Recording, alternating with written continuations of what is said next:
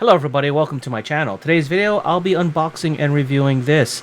This is Machine Robo number 2 Rod Drill from Action Toys. Now, if you grew up in the 80s, you probably know him as Screwhead from Challenge of the GoBots, as Tonka back then imported the Machine Robo designs for their GoBots line. Now, I actually found this from a local thrift store, and I was really surprised to see it there, and I got it for a really nice discount. So I couldn't say no to picking it up, and now I have it here, and I'm going to unbox it and review it today. Okay, let's get on to the review table. Okay, here he is in his box, the front of the box. See here, Action Toys Machine Robo Series 02 Rod Drill. Don't know why they didn't call him Drill Robo. Kind of like to keep in with Bike Robo and Eagle Robo. Here's the back, the side, and the back. Let's get him out of the box. I did unboxings and reviews of Bike Robo and Eagle Robo, which if you are more familiar with GoBots will probably know them as Cycle and Leader 1. So here's what it comes with, and like the others in this series, really made for collectors. Love the packaging here because it's all nicely organized. You can store them in its package, and basically it's really made for collectors. I like that a lot. So what do we got here? I guess some notice, in transformation, some tips. We have the instruction sheet here. There we go. Okay. And we have the figure itself. Now, I'm not going to review this. I'll just link to one of my other videos. It's the same stand as that is included with Bike Robo and Eagle Robo. So we'll just put that aside here. And here's what we get. We got Rod Drill himself. Looks like this is an adapter, so you can place him in this display stand. So let's see the instructions here. You can see, yeah, in the back, goes uncomfortably in the back of him, so you could peg him into the display, like so, I believe. Let's just do this. Yeah, right here. There you go. So you attach it there, and then there's a little hole that you can peg him in. But we're not going to do that. Comes with these two pieces that go on his arms. And he comes with an alternate drill. It's just to extend the drill. I'm not sure if it's kind of like parts forming. It's just options here. Okay, let's put this aside. And go to the robot itself. Okay, here he is. All in all, very nice looking robot. He has die-cast parts here for on the legs, and on the back here is die-cast. I believe that's all the die-cast parts. Yeah, that is all the die-cast parts. Nice detail. Some minor paint apps here. The side. And here's the back. A little hollow, but that's okay. Now, as for articulation, let's can rotate his head 360, because his head can easily just pop out. It's on a little ball.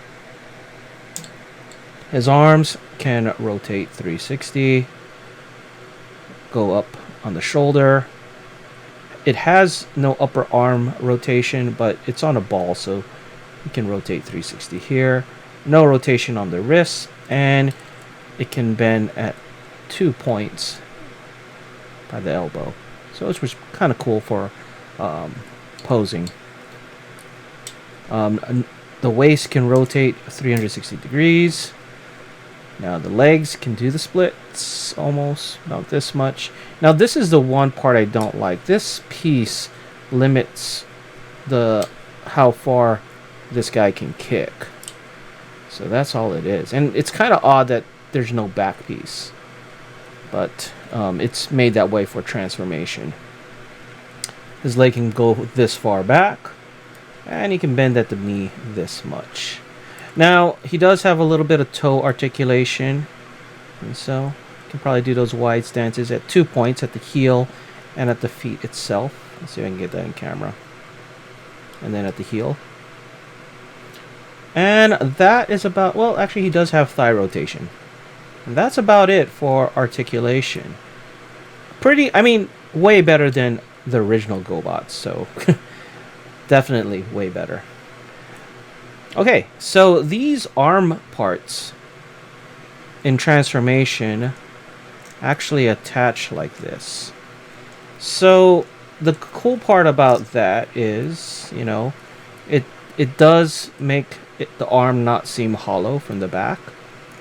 But you know, you have this. It reminds me of that large Cyberverse Optimus Prime where you had stuff in front of the hands.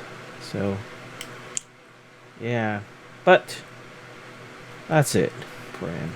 Okay, let's get him transformed. And this guy is a little bit tricky for me, mainly because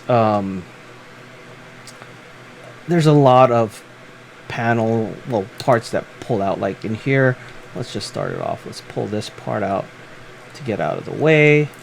The back of the leg as well. Get that out of the way.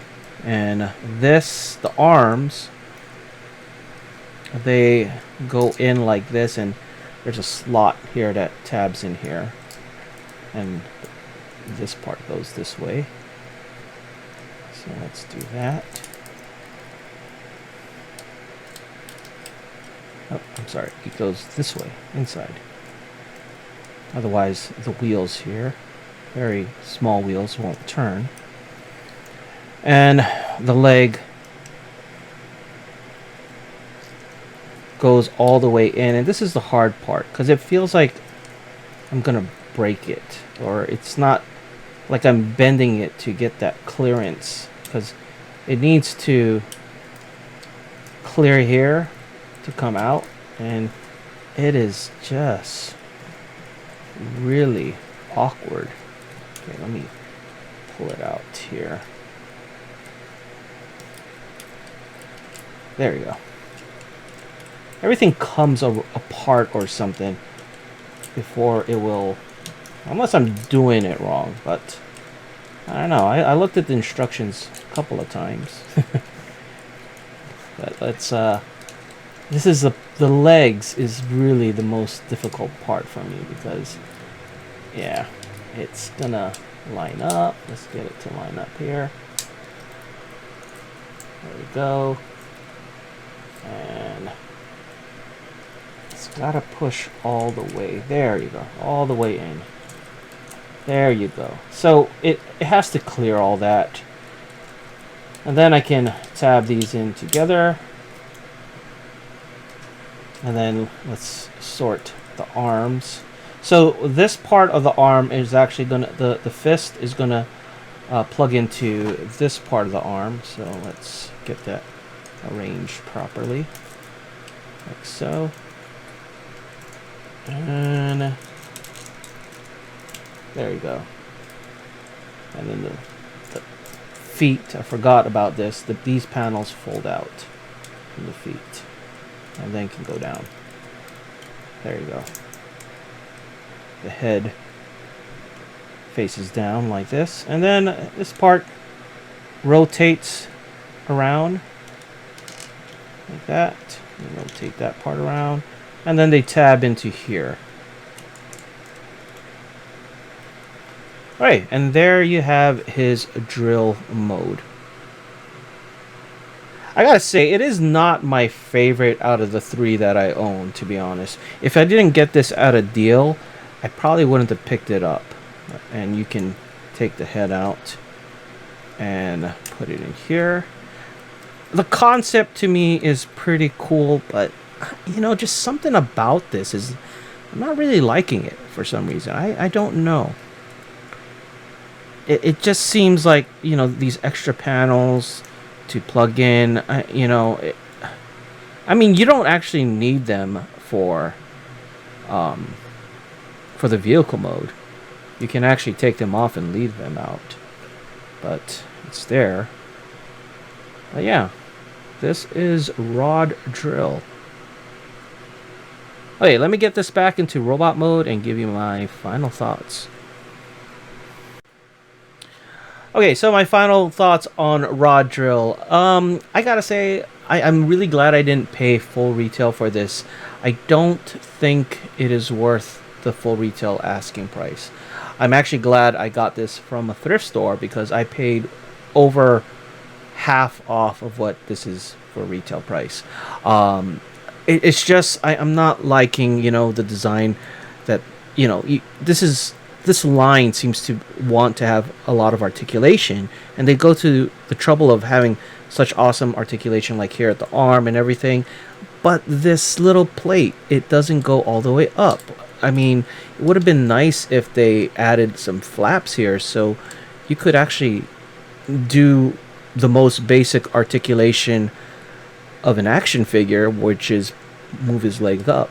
So other than that, I mean, well, I'm not gonna discount this looseness. I can fix that, but overall, I mean, and the transformation, it's I think it's more complicated than it needs to be, in my opinion. But that's pretty much all I have to say on him.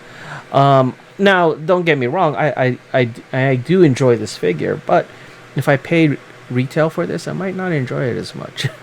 So, I do enjoy it for what I paid for it, and I am more than happy to include this in my Machine Robo collection, along with Bike Robo and Eagle Robo.